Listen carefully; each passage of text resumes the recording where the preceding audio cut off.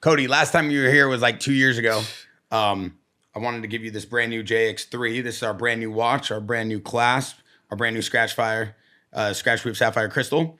And it's a sleek watch. I know you wanted a black one, so we definitely wanted to make sure that you get the one of one. No, I appreciate We you. appreciate you. He Always, man. spent all night talking to us last night at the Bay Club about bikes and where he's at in life and what he's got going on.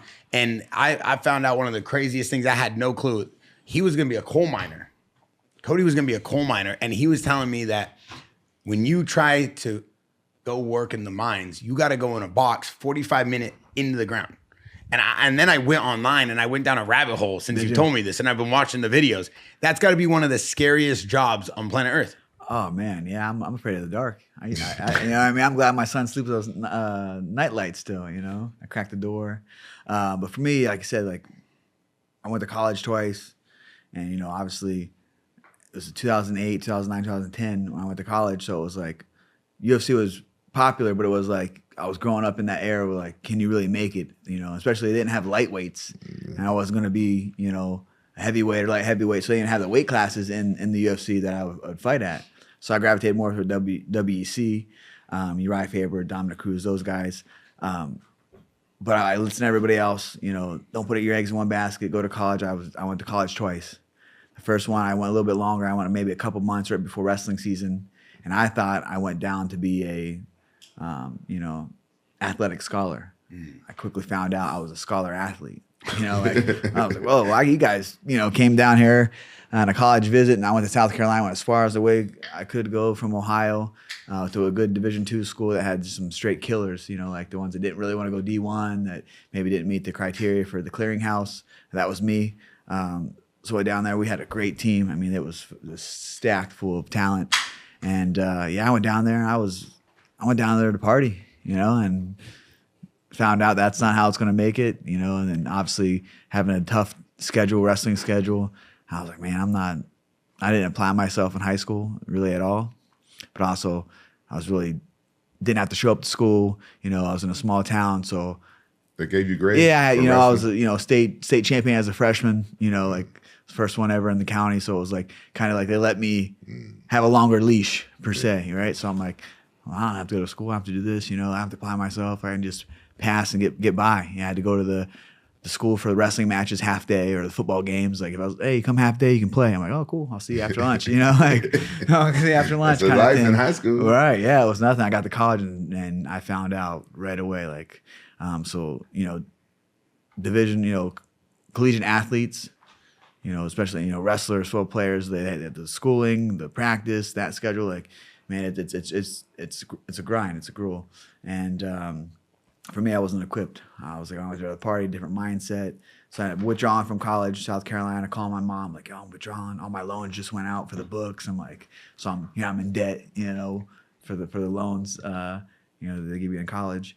And then went back home, got back with like, you know, old crowd, started, you know, just partying, fighting on the weekends. I was amateur still, so I'd fight here and there and just trying to find my way. And then I was in Cleveland, living in Cleveland, and Notre Dame of Cleveland. I was training at Strong Style, Stipe Miocic, Marcus Marinelli, a lot of top-level fighters, you know, breaking into the UFC. I think Stipe just got there. So I was already in Cleveland, and my buddy was national champion, still on the coaching staff at Notre Dame of Cleveland. They're NAIA. So I'm all right, cool. They're not NCAA. I have to do the clearinghouse. I have to do the drug testing.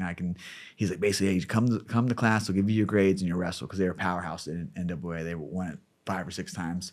That's where Joey Davis went as well, at Notre Dame of Cleveland. So like, that's right. Yeah. So I already lived in Cleveland. I was trained at Strong Style. Yeah.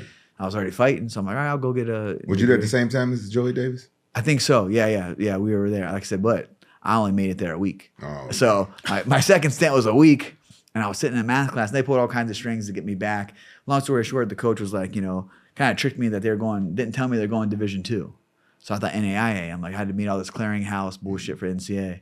That I had no idea. The only reason I knew about the clearinghouse was my brother was graduated a year before me. My mom had to do it for him to go. He went to Ashland University.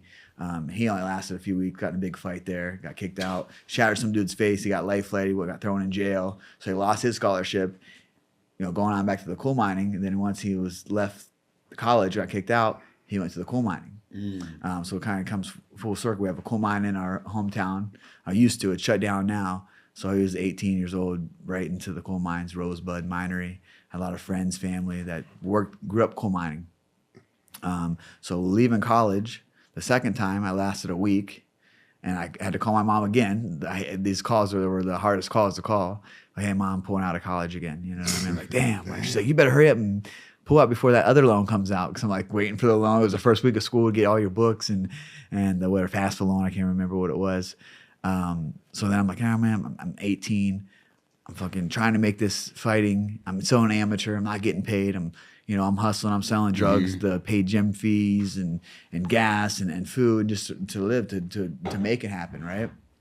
And so finally, like, man, like, it's time to grow up, like this dream's kind of far-fetched, but I truly believed that I would make it, so finally I'm like, all right, dude, like, I'm not living like this anymore. So I went to a coal mining, basically, class. You get your certification for, you pass the test, and I passed it. I get called from Console Energy about an interview to go there, and I'm like, damn, like, I was hoping I didn't pass the test, but I passed the test.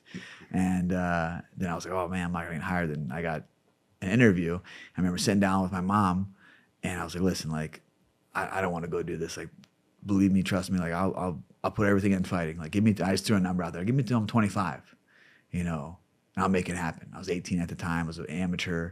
Like, I think I was just knocked out in one of my amateur fights. So I was like, fuck, man. I was going to go pro. So this was my last amateur fight. So everything was just, fast paced. But I was like, I believed in myself and believed in the dream and the visions that I had.